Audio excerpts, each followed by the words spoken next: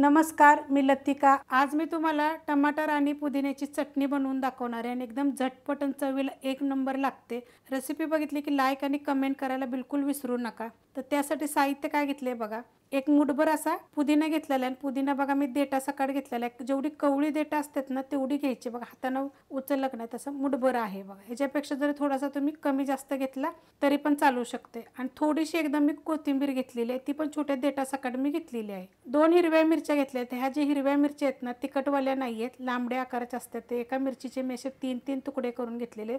अशा 2 मिरच्या घेतलेल्या आणि त्याचे तुकडे करून घेतलेले। थोडासा कढीपत्ता घेतलेला आहे, 3च पाकळ्या मी लसणाचा घेतलेला आहे। टमाटर घेतलेला एक मोठ्या आकाराचं बघा, 2 जरी घेतली तरी पण चालू शकते। एक मोठ्या आकाराचा एक कांदा घेतलेला आहे, त्याचे पण असे मी तुकडे तुकडे करून घेतलेले आहेत। आज आपण चटणी जी बनवणार आहे ना ती चॉपर मध्ये बनवणार आहे। चॉपर मध्ये मस्त असं बनलं जातं। कांदा बिंदा एकदम बारीक असा कापला होता बघा, ते किती मोठे मोठे तुकडे केलेले आहेत।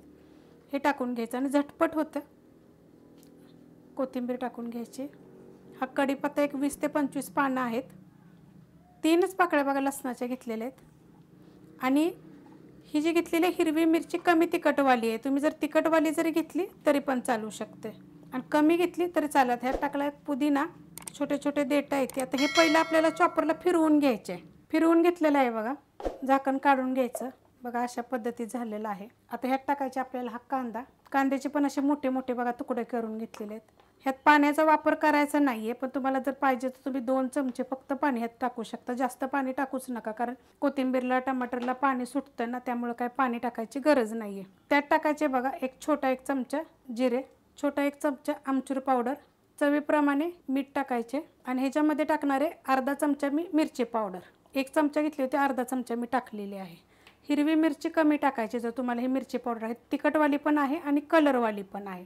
कारण जी मिरची टाकली ना ती मी तिखटवाली नाही टाकलेली, त्यामुळे मी ही लाल मिरची टाकली। पण दुसरी जरी तुम्ही वापरली ना तर थोडी तरी तुम्ही मिरची पावडर टाका, छान लागेल चवीला। आता हे बारीक करून घेऊया, झाली का बघूया आपण। बघा मस्त झालेले अशा पद्धतीत होते आणि पूर्ण एकजीव होते बघा। ह्यातला आपण कोणतीही गोष्ट जास्त बारीक कापली नव्हती। तुम्ही जर बारीक कापली ना तर ह्याच्यापेक्षा पण बारीक होऊ शकतं। तुम्हाला पाहिजे तर तुम्ही ह्याच्यामध्ये थोडंसं काळं मीठ पण टाकू शकता, पण चवीला इतकी छान लागते ना, तुम्ही करून बघा। जसे ज्वारीची भाकरी, बाजरीची भाकरी, चपातीवर, वरण भातावर तोंडी लावायसाठी ह्या गोष्टी मी दाखवत असते की आपल्या घरातल्या साहित्यात आपण पटपटीशी करू।